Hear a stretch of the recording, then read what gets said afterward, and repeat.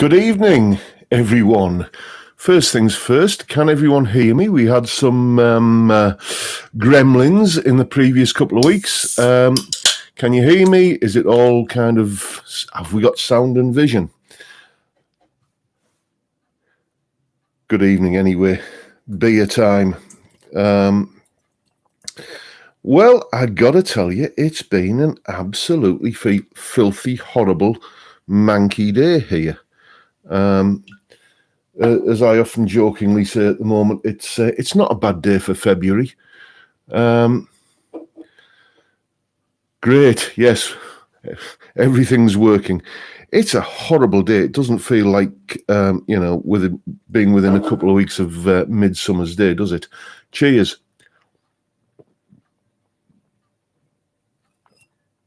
Oh,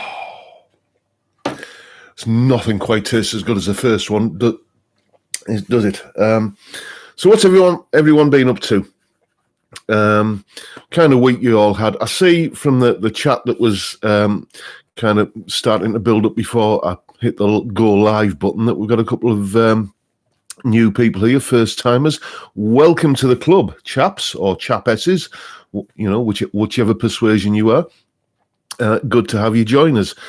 I started this little soiree. However many weeks ago it was when the lockdown started, and the pubs all had to shut. And I thought, dearie me, I've got to do something to fill in the gaps there. And here we are, several weeks later. It looks like it's growing a bit of legs. I'm noticing that the viewing figures, when I look back at however many people are kind of rewatching these videos. Who is it that's rewatching this, by the way? Certainly not me, but I seem to be getting kind of more and more rewatches every week on this. So whatever turns you on, I suppose. It's as I say, it's been a manky old few days, hasn't it, weather-wise? But none of that matters. None of that matters to me because it's Friday and I'm drinking beer. There's a curry turning up from the local Indian restaurant about 7 o'clock tonight. And my favourite TV show starts again tonight, Goblin Works Garage. That kicks off again tonight. So it's all a very entertaining evening. It's better than the repeats on TV, says Alan. Yes, well, I don't know. I mean, I don't. The thing is, apologies if I've gone on about this before, but back in the 80s when you had 4 channels, you could always find something to watch. Now I've got probably about 400 channels, and half the time I don't watch TV because there's nothing on worth watching. Evening, Kieran, how are you? Evening, Dan, how are you? Mark's in, Zeppelin. Drinking a diet protein shake right now. The diet's going well, though. Dear me, a diet protein shake on a Friday. That's dedication. Dan's in, Dan Bernstein. He's on the Lamb's Navy run for tonight. Stuff from a nice chill. Yep. As I said, I was talking to Dan earlier today, and he mentioned he might be on the rum tonight. It never does me any good, doesn't rum. It's not one of those drinks like Carlsberg Special Brew where I got so kind of, wasted on it at a young age that I can't face it anymore. But rum always makes me bad as a dog the next day.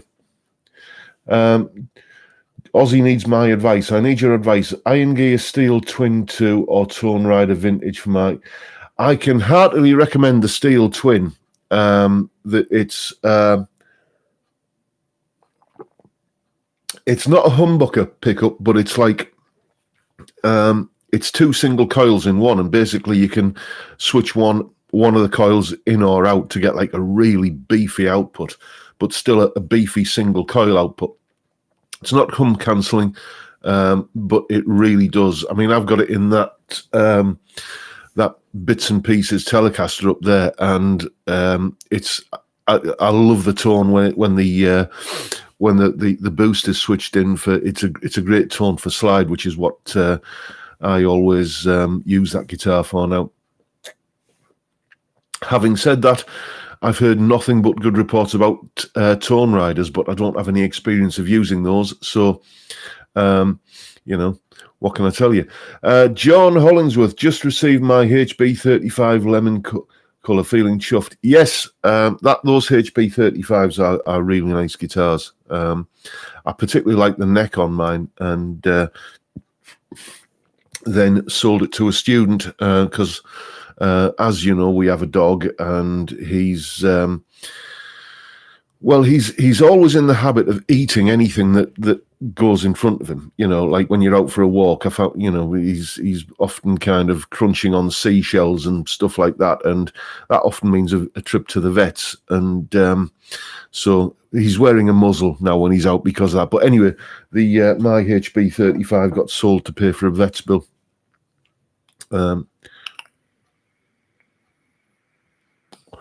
Hello, John. Early this year, I discovered your Harley Benton reviews and your instruction videos. This reinvigorated my love for the guitar and got me into properly practicing again. Thanks for that. Well, I'm glad I could help.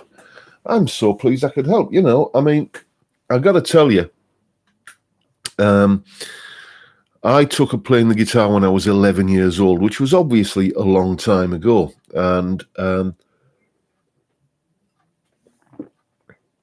I kind of fiddled around with it and didn't really take it seriously for about a year, maybe 18 months. And it was just, I can't even remember what it was, but I saw some guitar player on the TV, and that just made me think, wow, I really want to take that seriously and get the grips with it. And, you know, sometimes all it takes is that little nudge. And if I've provided you with that little nudge, then, well, you know, I think I've done my job. What we got here? Do you have any acoustic guitars? I have one acoustic guitar, which is out of shot at the moment. It's a Harley Benton, funnily enough. I don't consider myself like a proper acoustic guitarist. I'm not like, you know, Tommy Emmanuel or someone like that. But you know, I do like to play acoustic from time to time. A little tip that I discovered. I'm not talking about heavy guitar here in terms of metal, but if you want to get like a really good crunchy classic rock rhythm guitar tone, I always find that if I double that on acoustic and put that low down in the mix, it just kind of adds more depth and dimension to like an overdriven power chord guitar part. Blue Fender says greetings from Australia. Great. I hope the weather's better in Australia, Blue Fender. Dan said he sold his amp and going to use a PC from now on. Thanks for your recent videos, John. Yeah, the amp sim stuff, that has taken me by surprise, I must admit. I'm a convert. I was a skeptic at first.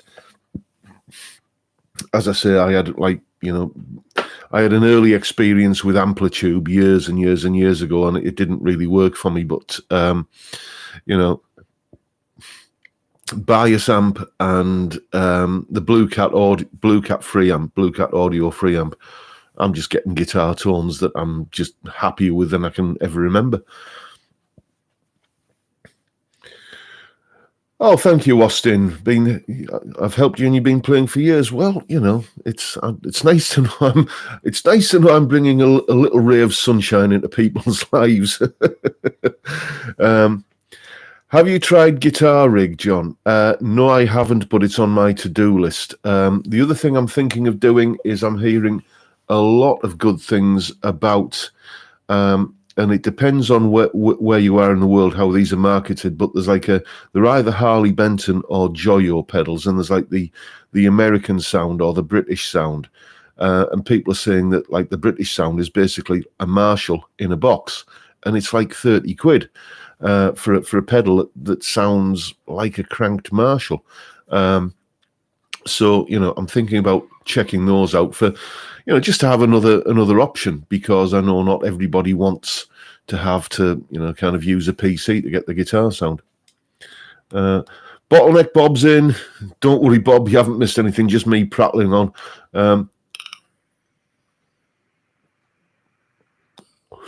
We're all talking about now what we're drinking, are we? Well, as you've probably seen, or you can't see, Morrison's own brand premium stuff again. It's not a bad drop. I've been on that the past few weeks, and I've been getting me shopping from Morrison's a little bit more lately because,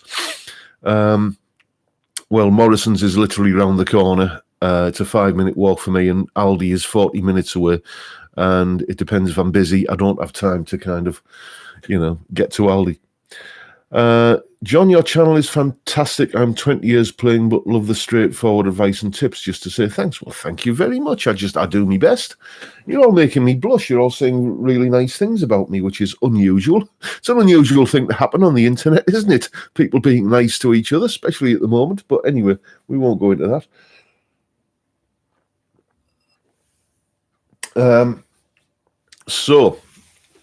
What we got here? Irish Stew. I've downloaded the Blue Cat amp, and it's marvellous. It really rather is, isn't it? And I can highly recommend the combination of that and the Mercurial Tube Screamer plugin. You do need to use a noise gate because it does sound a bit like frying bacon in a Force 10 Gale, but it's a fantastic, fantastic sound. So I just want to scroll up there. I missed a couple of things. Jeff saying, howdy, partner. I'm waiting for my Harley Benton CST 24 maybe this week. You're very helpful to my playing. Thank you. Again, stop it. You're making me blush. Blush, it's the reflection off the shirt, surely. Yes.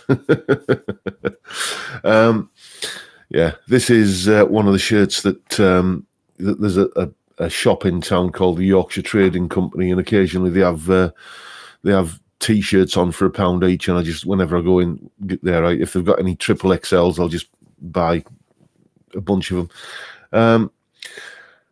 Hi John, I've got my new AV6 vintage Strat with 3 P90s. Brilliant. Got to sort of a few lessons. Well, just give me a shout, Bluesman. Yep, just give me a tinkle.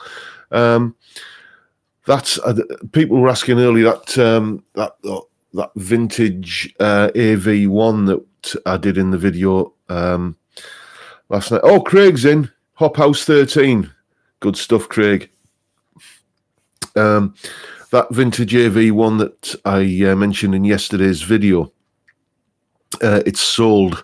The one that was on eBay. Did I buy it? No, I didn't. I almost did. I almost pulled the trigger last night, and I just thought, how many Les Paul style guitars have I had that I've loved for a fortnight and then got bored with, and then it's, and I thought, nah, you're just buying it because just for the novelty factor. And I did say recently that, I don't want any more guitars, and to be honest, I don't at the moment, subject to change. Watch this space. They're open again from Monday. Our Yorkshire Trading's been open all throughout. Colin. Dara, where are we? Dara Connolly. Yes, I'm doing really well, Dara. Thank you very much. Same to you, mate. Michael Broadhead. I'm going to buy a new guitar. Please tell me again why it has to be a Tele. Because you can do anything on a Telecaster. I mean, obviously you can't kind of play anything that requires a trem, and you wouldn't do metal on a Telecaster. Although Glenn Fricker did a video where he got a good metal tone out of a Telecaster. But in terms of just the playing experience and just the way it feels and just the way that the number of sounds you can coax out of it for the simplicity of the controls, the Telecaster is kind of it, really. Cheers, Craig. Glad you enjoyed it. Well, apart from another Gordon Smith, yeah, Kieran, yeah, and there is that hankering for a Gordon Smith, another one. But the thing is, even then you see, it's like, what would I get that's different from the one that I've already got? Perhaps get the the GS Deluxe model with a kind of fancy veneer on it, perhaps. I don't know. Yeah, there are some new tellies with humbuckers, but I think once you kind of go away from the, especially the bridge pickup on a Telecaster, where it's like a single coil mounted into the actual bridge plate itself, you do lose a little bit of the essence of the Telecaster sound. A lot more shops will be open in London from the 15th. Yeah, everything is opening up here from the 15th. All of the ones that are closed at the moment. Where are we? Can't decide whether to buy a Fender Champion 50 or a Boss Katana amp for my bedroom. Any ideas which I should go for? I don't intend connecting it to a computer. Well, the Katana is a nice amp, but a lot of it is, kind of built around the idea of hooking it up to your PC. So if you don't need that, then go for the other one. Steve Hoggett's 27D Music Productions. How are you, Steve? Hope you've had a good week, mate. One of my tellies is a J thin line with P90s. That'll be, that's the guy from Jimmy Eat World, isn't it? That's his signature model, which does look a rather fine guitar, actually.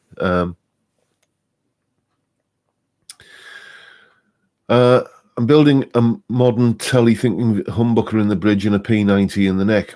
Yeah, well, tried and tested combination, isn't it? A P90 and a humbucker. There was a big kind of splash last year sometime when they started remaking Shergold guitars, like an old dead brand from the 70s. And I think it was Tom Quayle was demoing one of those, and it had like the that combination of a P90 and a humbucker, and they're very much a Marmite guitar, those, because you either look at them and think that's quirky, that's original, that's kind of a bit funky looking, or you think it's kind of uglier than a bald lad on the internet talking on a Friday night with a belly full of beer. But they are a bit divisive in terms of opinion, but I kind of quite like one, mainly because, I remember, Shergold was quite the brand to aspire to back in the 70s when, owning a Fender or a Gibson or something like that, that was a pipe dream. You could never aspire to one of those, but you could get a Shergold, and they were really good, British-built guitars. That was Shergar. Thank you, Dara. Yes. Got a HBTE 70 Twitter, great guitar. Not sure where Twitter comes into that, but fair enough. Yeah, the TE70 is a good guitar. Which one did you get? Did you get the Rosewood or the faux Rosewood one or the Paisley one? Because that Paisley one, just, I shouldn't like it, but I just do. It's kind of got that slight James Burton thing going on, and it's a really nice looking. Well, I had one in here for review ages ago. I've got a Telly Play series, and I've been looking for a Vox AC10 for it. Do you have any recommendations? Yeah, the thing about, again, shoot me down in flames if you want, but I've never been able to get a sound that I liked out of a Vox amp. I just can't. I mean, I don't mean like the little modeling practice amp kind of things that that are all things to all people, but the like an AC30 or an AC15, other people get fantastic tones out of them, but I just can't. I've always been more of a Marshall kind of, devotee for that sort of sound,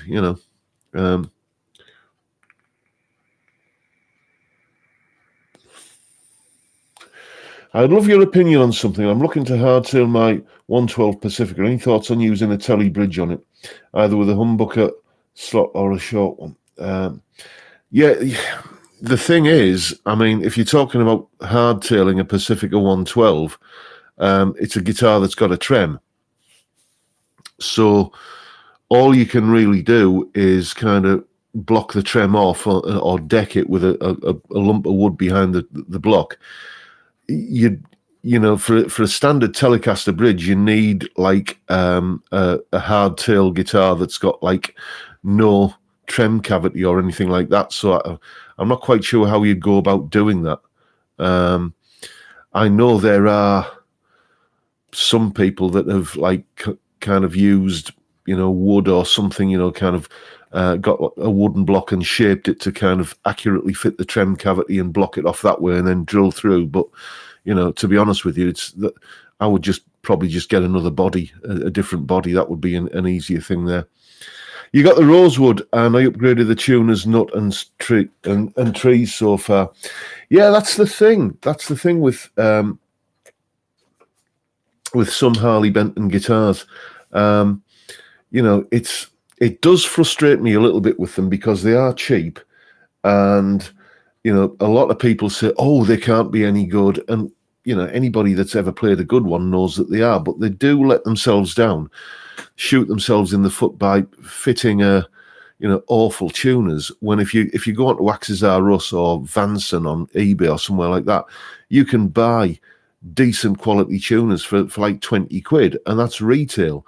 So if you're buying them by the container load, then you know you're probably going to be getting them for, you know, a lot less than that. And how much would it increase the overall cost of the finished Harley Benton guitar to put like tuners on that, as I say, you or I can buy for 20 quid a set? It does seem that they kind of let themselves down a little bit like there by just squeezing the price down a little bit too far. No, I haven't tried the Vox amp plugs. It's again not something that's ever been on my radar really, but you know, if this channel is really here to you know, I mean, I get revenue from the channel, and the way that I get revenue is from views. So if you want, if there's enough people want me to do reviews of this kind of stuff, then, you know, like the Vox amp plug or whatever, then just shout up, and you know, I shall go shopping.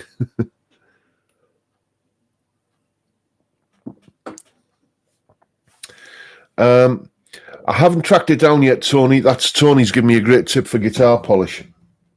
But I am going to be doing a video on just sort of guitar maintenance. I did like a video, ages and ages and ages ago, on like basically don't be afraid of setting up your own guitar. Don't be afraid of, you know, tweaking your truss rod or whatever, you know, anything like that. And I'm going to be doing like another video of that ilk at some point in the future, where it's like, you know, the best way to kind of keep your guitar in good order. So that will be in that video, Tony.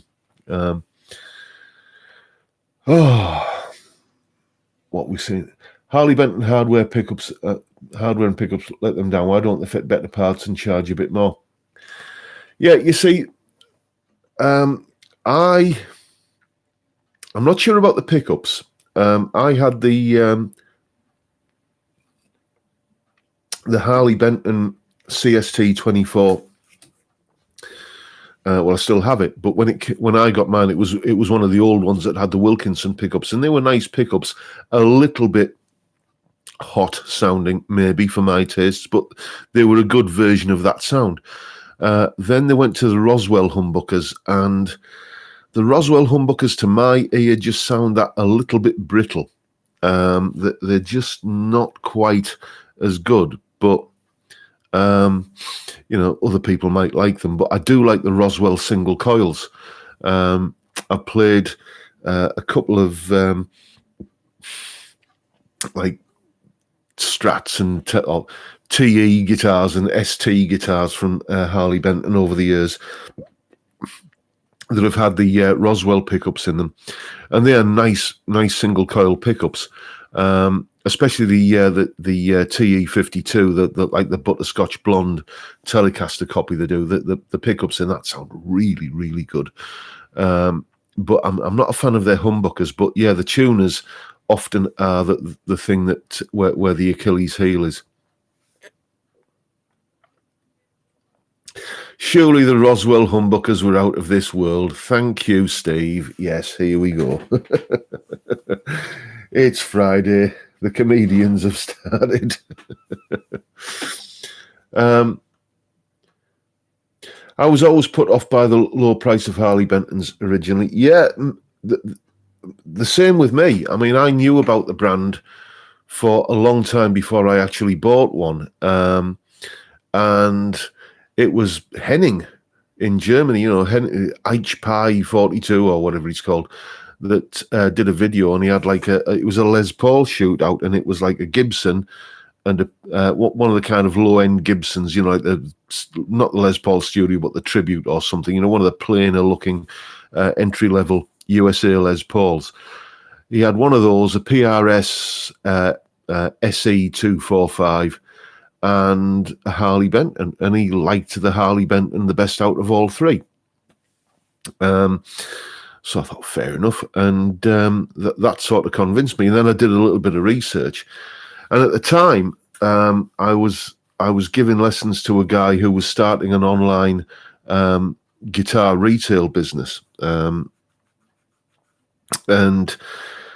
he was telling me about the supply chain in the industry itself, you know, and it's like, you know, there's basically a whole bunch of middlemen between the factory and the retailer, and it's cutting out those middlemen where Harley Benton kind of save a load of the money. And you know, once you see it, think of it as like a factory outlet store for guitars, basically.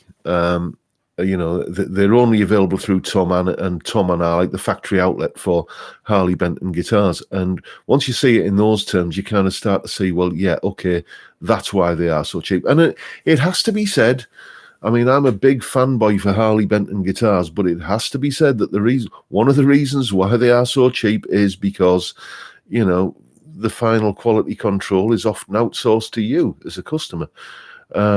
They aren't assiduous on setups and stuff like that.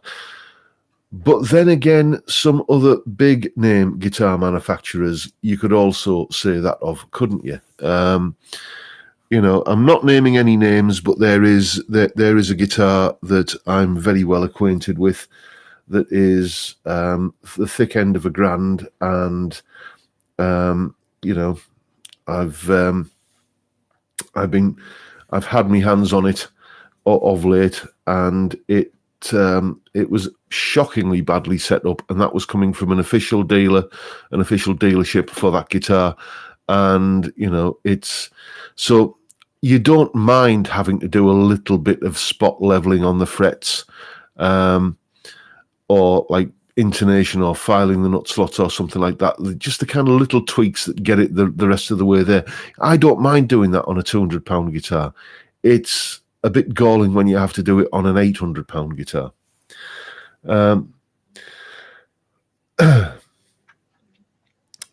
What would you suggest for metal, active or passive pickup? Well, I'm not really the right person to ask, really. My interest in metal kind of started petering out about 1982. You know, after Number of the Beast, I sort of lost interest in metal, to be honest with you, because it just seemed to either be thrashy noise or bubblegum hairspray spandex kind of stuff, and I kind of veered off in another direction then. But I mean, all of my favourite metal guitar tones were made on you know, passive pickups. You know, I mean, Tony Iommi, a Gibson SG, or the John Birch guitar that he's got. You know, I'm not sure he uses active pickups or ever has. You know, I mean, you know, Dave Murray, you know, a Strat with, or albeit with humbuckers in, but you know, so all of my favourite classic metal tones are, you know, passive. So there you go. But then again, I'm not a metal aficionado. Yeah, Henning took a Harley Benton and spent a fortune upgrading it just for the hell of it. The upgrade cost more than the guitar. Yeah, you can do that. You can do that. And people say, oh, but you'll never get the money back. But to me, that's missing the point. You know, if you were to go out and to like, I mean, there's a guy who's sadly no longer with us, a big hero of mine, Teesside legend Jim Cairns, who, you know, he was a luthier and a guitar tech and used to make beautiful guitars, you know, and if you've ever played one of his guitars, you'll know that they were fantastic and they were worth every penny of the money. But you know, you'd never get your money back if you bought one of his guitars. So if you Colin Falcon, you may think that I could not possibly comment. Yes. But the point is, if you want a custom-built guitar, you want it because it's your guitar and you want it, and it's kind of everything you want in a guitar. Then getting a cheap guitar and upgrading it and spending that money on it, no, you're never going to see that money back if ever you sell it. But neither would you see that money back if you went to like an artisan builder, you know, that isn't Paul Reed Smith or Tom Anderson or whoever. You know, you're never going to see that money back anyway on like a custom built instrument, because, you know, people want the big name on the headstock.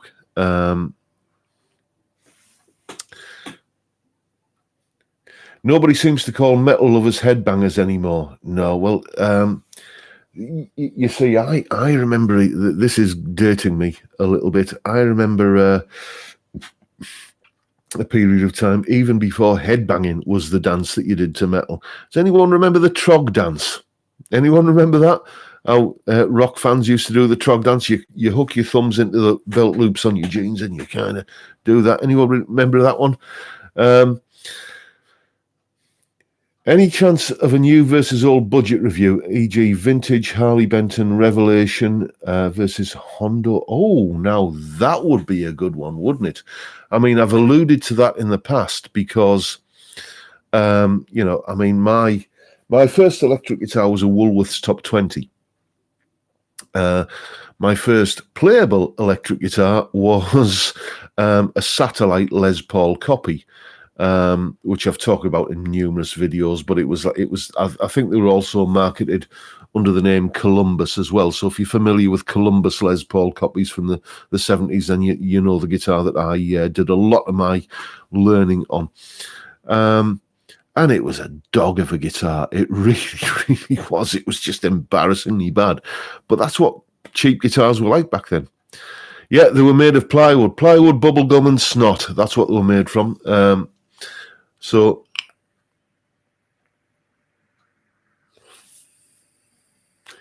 thank you very much, Colin. If you like to borrow a Vox Unplugged Classic Rock and a Vox Unplugged AC30 to review, just let me know.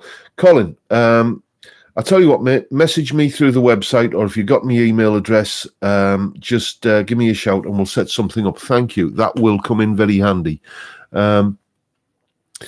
A Watkins Rapier 33, dear me, yes, that was like the one that if you half closed your eyes and looked at it from 100 yards away, it looked like Hank Marvin's Strat, didn't it?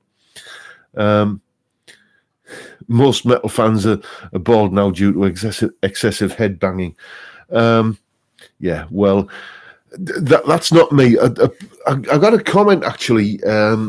Every so often, one of my old videos kind of resurrects itself from the vault and starts getting some traction. And there was one where somebody was asking me about acoustic earlier, when asking me about the Harley Benton acoustic, and the video I did of that I still had hair, but essentially what happened was why I went for the cue ball look was me missus, bless her, she's not had a good time in recent years. She was quite ill, and she couldn't work, and finances were a bit stretched, and I got alopecia, just, you know, weird baldness. I mean, like sort of crop circles on my head, you know, kind of, you know, where it looked like, you know, aliens had landed and kind of left. I had like a perfect circle here of baldness for one point. And in the end, I just shaved it all off. Fortunately, she's fine now, in case you're wondering. Everything's fine. But I just shaved it all off, and it kind of became just how I like to look. I just sort of think, well, this is me now. My first guitar was an Aria Pro, still plays okay, needs new electrics. Yeah, those Aria... I'll tell you what convinced me of Aria Pro guitars. Does anyone else remember a book that came out in the 80s called the Guitar Handbook? And, it was like literally everything that you needed to know about the guitar, okay, in a book form. It was about the size of a phone book. And everything from scales and chords and interviews with players and brilliant book. Track it down if you can. And there was a foreword in that book by Andy Summers, and he was sat there in this photograph playing an Aria Pro 2 guitar. I thought, okay, I've heard of those. I can afford one of those. He's playing one of those. Maybe I should buy one of those, and I did. I ended up with the Aria Pro 2 Urchin Deluxe, which was like, it's a weird body shape. It was a cross between a BC Rich and a tin of spilt paint, but fantastic guitar. You had it, did you, mate? Yes. Yeah, I've still got a copy somewhere, Alan, as well. It's a fantastic, fascinating book. I learned so much from that. It seems Ralph Denyer, that's the guy who wrote it, yes. First chords from The Complete Guitar Player by Russ Shipton. Yes, I'll just let that one percolate in the chat for a while.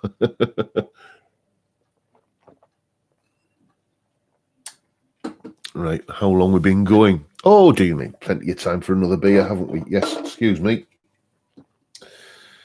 Oh, dear me, again, that weather has never let up today. I mean, you don't mind it being like this when it's February, but, in June. I mean, who was it who once said that the Great British summer is 3 warm days and a thunderstorm? Well, can we have the 3 warm days first, please? Anyway, the Guitar Handbook still got it. I made the guitar preamp in that book. Really? Yes, well, I mean, I was... when I first read that book, I was at an electronics college, and I never even got around to making the preamp, so well done you. There we go. Dearie me. I'd never make a barman, would I? Look at the state of that. I have that one too. I never did learn to play in a day. Evening, Jeff. Better late than never, mate. What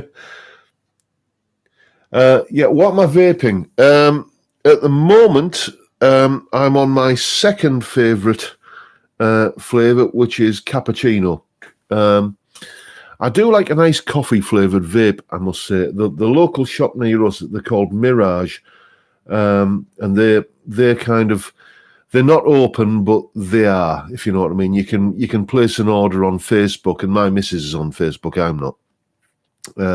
You can place an order on Facebook and kind of get it delivered. And my favourite flavour that they do is called Cafe Tobacco, which is like a mixture of dark chocolate, pipe tobacco, and vanilla, I think it is, and it's gorgeous. But this is cappuccino, which is an acceptable substitute. Cheers, mate. Ordered a TE40 Deluxe HB. How does the fretboard feel? Is it dry? Otherwise, seems awesome. Yeah, sometimes the fretboard can be a little dry, but I'm just looking around for it. This is the cure for a dry fretboard. Dr. Duck's Axe Wax. It really does. It's kind of a similar sort of thing to fret. Was it fast fret rather? but it just to me it just kind of makes the fretboard kind of all nice and slick and smooth and gets rid of the dryness. John, which would you choose? A cheap amp, an expensive guitar, or an expensive guitar and a cheap amp? Would make a good video for your channel? Yes, I seem to remember Anderton's did a video on that, didn't they? But often Anderton's definition of the word cheap is a little bit questionable, I find.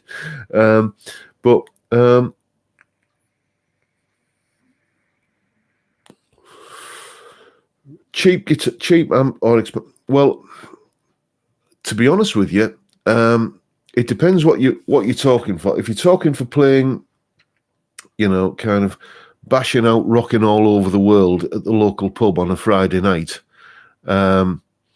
then I think you can get away with a cheap amp and a cheap guitar. But yes, I know it's petrol distillates, Ian, but it's never done me any harm. As long I don't drink it, if you're playing to an audience full of inebriated punters, then I think if you're chasing the ultimate guitar tone, then you're kind of chucking pearls before swine, I think. To be honest, you can get, for instance, a Boss Katana, or any of the less complicated modeling amps that you can get nowadays, like Vox Valtronics or the Vox AV amps. They will get you a usable live sound, and then if you're recording, then just use an amp sim, and you can drink mineral oil if it's food grade. You probably get the runs, but what with wood chopping? That's what wood chopping boards are oiled with. Well, thank you for that little nugget of wisdom, Kieran. But yeah, in answer to the question, cheap amp versus cheap guitar, or vice versa. Well, I'm a Yorkshireman, so I want both of them cheap. Got a HB52 great guitar, came with a free chiropractor subscription. It's a bit heavy. Yeah, this is the thing. I mean, I was watching a Rick Beato video ages ago, where he had his mate there with him, the guitar tech, what's he called? Dave Honorato. And he made a good point, actually. He said, when they first started making electric guitars in, kind of big numbers in the 50s, solid-bodied electric guitars, there was plenty of fantastic wood around that had been sat drying out in, kind of warehouses and what have you for forever, And then, boom, along comes rock and roll as a craze, and then along comes the Beatles, and suddenly everybody wants an electric guitar. And suddenly all of that supply was dried up. And, so they have to start chopping down new trees. And, it's all going to be, green wood. It's all going to be kind of wood that's still got a lot of moisture content and therefore is a lot heavier. Which is, this is why Gibson obviously started kind of discovering that mahogany was a really heavy wood when it was still full of moisture, and started chambering out the body on a Les Paul. They call it, kind of modern weight relief and everything, but it's just kind of digging out some of the wood to make the guitar a little bit lighter because it's still full of moisture.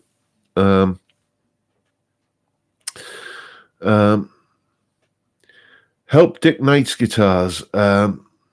Please help if you don't know. Just say I've never heard of Dick Knight's guitars, but again, anything that you kind of feel really strongly about in the chat, and you want to kind of ask me about or give me sort of more details, then just go onto my website. It's in all the links for all of the videos, and you'll see the email form there. Just ping me an email and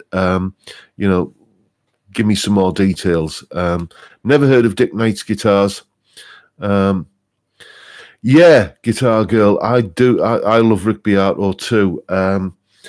I got to tell you, my favourite video of all time that he's done was the breakdown that he did of "More Than a Feeling" by Boston. I think that is just, a fantastic way to look at a song. It's one of my favourite songs anyway. But just the breakdown he did of that song, and that whole series of videos that he does is great. But that one in particular sticks out in my mind.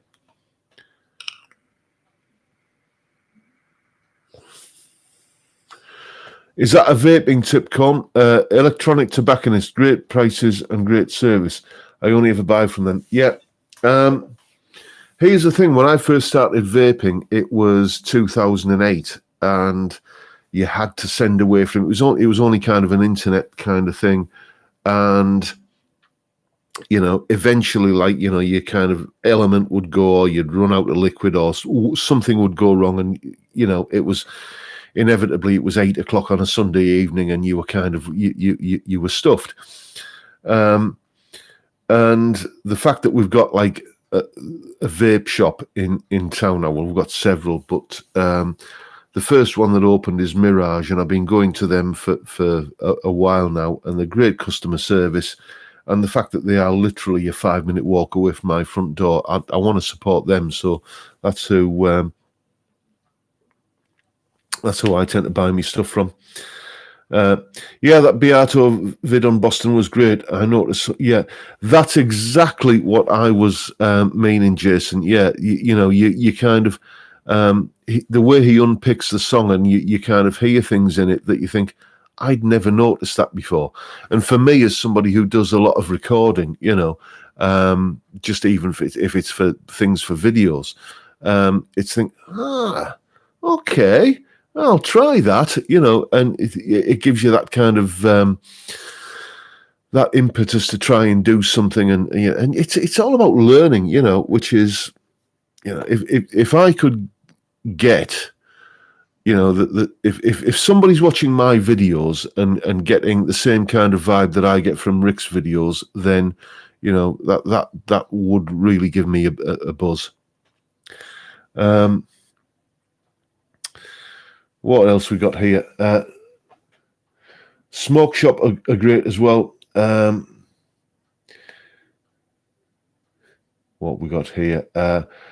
As well as the Vox amp plugs, would you like to borrow a Squire Contemporary HH to review? If so, yes, Colin, thank you. That is something that I am kind of thinking about, actually, is a twin humbucker Telecaster. Because that's got like the whole kind of the Les Paul and the Telecaster thing going on. I've always had this love-hate relationship with Les Pauls, which is why I didn't buy that vintage AV1 yesterday. I always love the sound of a Les Paul. Most of my favourite guitar tones have either been on a Les Paul or a Strat, I have to say, or a Tele. But the classic three, Les Paul, Strat, Tele. Okay. And I like playing Strats, I like playing Telecasters even more. And I like playing Les Pauls for a while, and then it always just gets to be, it's an uncomfortable shape, and it just kind of never kind of sits properly. And, the fact that the pickup selector is up here instead of down there where it should be, and it's just, I always have this thing with Les Pauls that I love them until they just kind of start getting on me nerves a bit. So a twin humbucker Telecaster would be kind of something I would be interested in trying out. And, as I've said before, I'm thinking of a way of doing like a parts caster guitar where we can swap out the pickups in much the same way as that one that Phil McKnight does. So I'm still kind of thinking of a way of doing that in my head at the moment. But watch this space on that one, and that might end up being just a twin humbucker Telecaster. You never know. Have I ever tried an SG? I have, yes. There's a track that I recorded on an SG called Slapshot, the video, if you just Google John Robson guitarist, that'll take you to my channel, and put the word Slapshot after it. You'll hear a track that I recorded on an SG. And,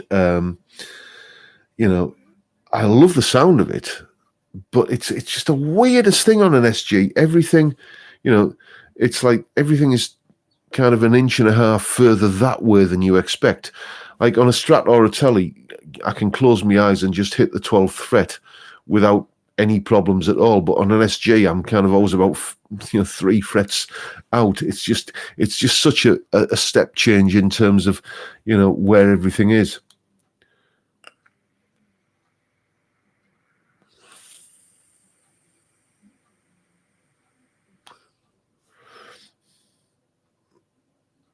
Yeah, what I found fascinating about that Rick Beato vid was the range of the singer's voice and the fact that they mixed his voice in with a guitar solo. Yeah, Brad Delp was an incredible singer.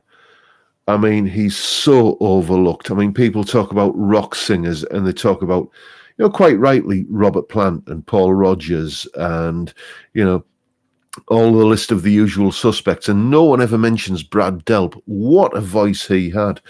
And apparently, I mean, was it 2010 or round about then when he passed away? And, he was just in a local kind of bar band at that point, and, it's just so sad that he never got the recognition he deserved. I mean, obviously, More Than a Feeling, that first Boston album. But after that, I mean, Boston continued, and Don't Look Back, and again, Third Stage was an album that I liked at the time, but I didn't think it aged particularly well. And then it was just like, what happened to him? Fantastic singer, fantastic. I mean, what a range! And not only the range of the voice, but the power of the voice as well.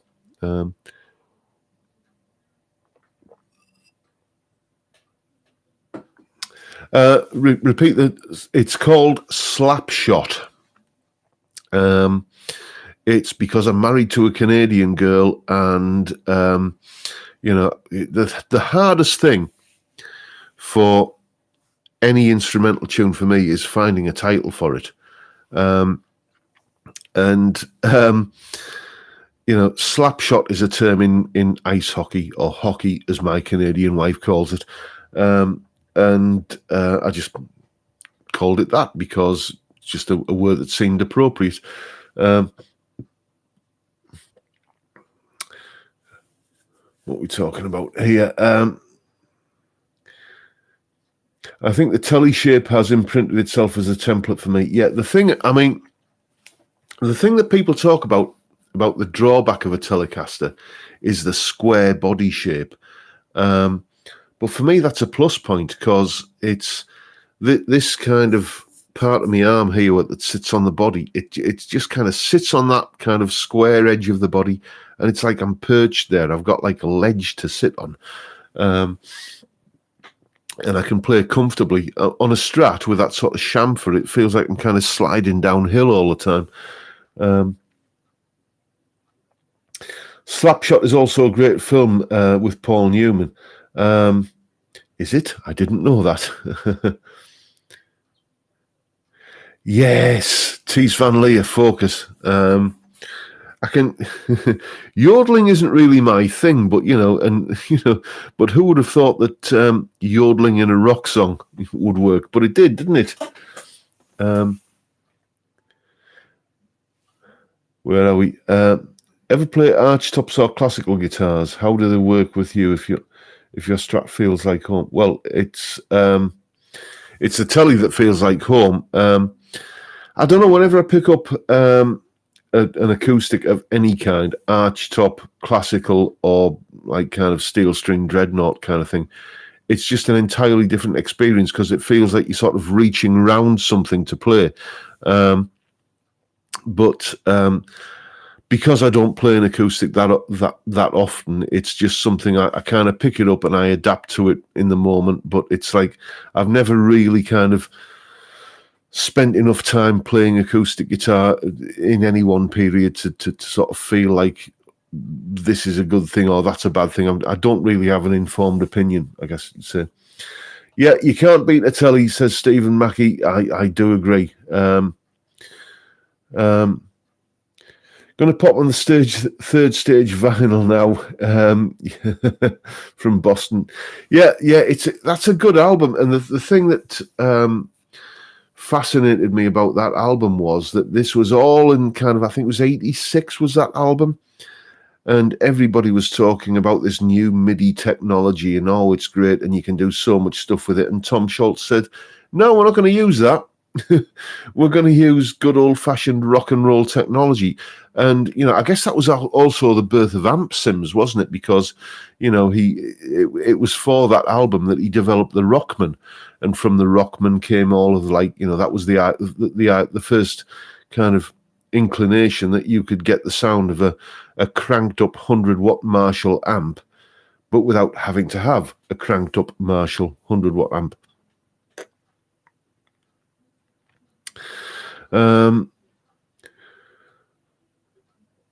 Slapshot was also an 80s ice hockey movie with Rob Lowe, a bit like Rocky with ice skates. I didn't know that either.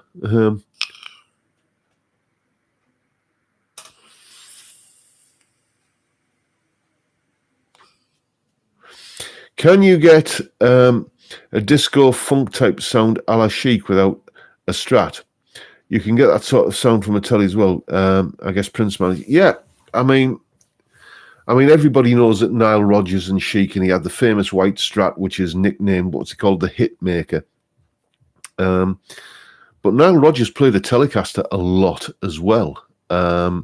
And, does anybody really know which guitar he used on which track? Who knows? But, yes, you can get that. Personally, I find that middle position setting on a Telecaster is... No, it doesn't sound like that quacky out of phase position on a Strat exactly. But put it in a mix with a little bit of EQ, and it kind of does it. It does that thing that I often talk about, which is, it may not be the exact sound, but it's a fitting sound. It's a sound that will kind of sit in the mix in the same way as that. And for me, that goes to the strength of a Telecaster, really, because you may not be able to get a Les Paul sound or a Strat sound or, an arch-top jazz sound out of it, but it will do all of those sounds. It will do a sound that will kind of, oh, thank you, Con. Thank you. Very, very, very generous of you. A Telecaster will do a sound that approximates all of those, kind of close enough. And for me, the strength of a Telecaster is, rather than having a Strat, which is like sort of 5 sounds, 2 of which you might kind of use all of the time, a Telecaster is 3 sounds that you use all of the time. So it's like kind of, it's less sounds, but it's more usable sounds for me on a Telecaster.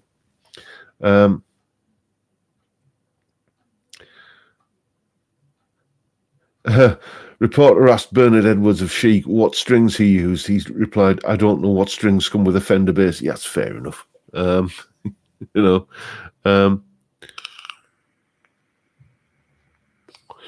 Austin Barrett, you were roadie for Thin Lizzy. Dearie May, we have a celebrity in our midst. Yes, I bet you've got some tales to tell, haven't you, Austin? Feel free anytime you want, mate. Didn't Nile Rodgers also have a see-through acrylic Strat? He did. I remember seeing that on Top of the Pops. Him in his white suit with the flared trousers and the kind of wing collars and everything, playing Freak Out. Yes, I remember it well. Dearie me. You're bringing back some memories there. Ever try those guitar...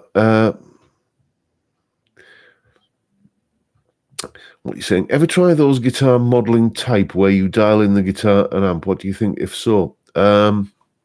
No, I haven't, to be honest with you. Jason saying there was a report. A roadie for Fat Lizzie. Yes, okay. Yes, John, I know that. That was he was refused entry one night, wasn't he? To that famous disco in New York, New York, and then changed the title slightly. Yep, Francis Rossi painted his telly with house paint. I know that, and did it on his kitchen table apparently. And there's, there was all sort of toast crumbs in it and everything. Yeah, Bat Out of Hell. Now, here's the thing. Bat Out of Hell. I bought the album. I loved the album. But the title track, that's the album, really, isn't it? Because, I mean, you've got 2 Out of 3 Ain't Bad and maybe Paradise by the Dashboard Light. It was I always thought of that album. It was like an EP with filler, and then it's. And I saw a thing on Sky Arts TV channel a few years ago, and it was like sort of Meatloaf on tour, behind the scenes, in rehearsals kind of thing. And he just, I mean, the man can't sing. Maybe he could once, but now it's just like it was. If I'd gone to see a pub band doing that material and the singer sounded like that, I would have walked out, put it that way.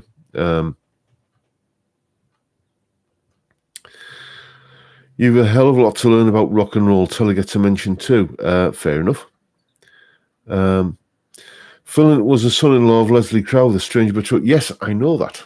Yes, and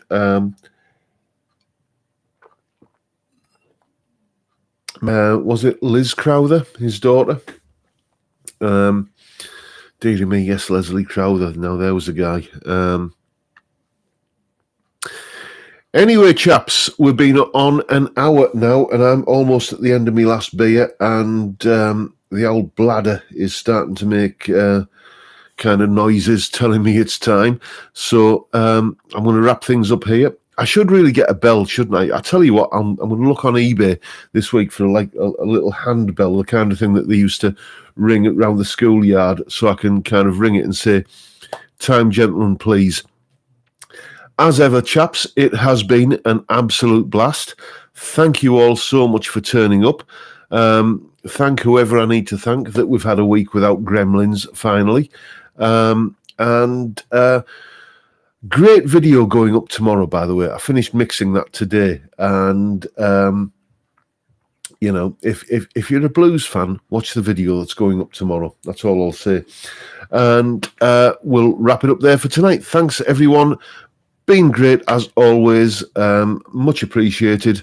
I'm going to go and sit and wait for me curry now. Have a great one. I'll see you next time. Bye-bye for now.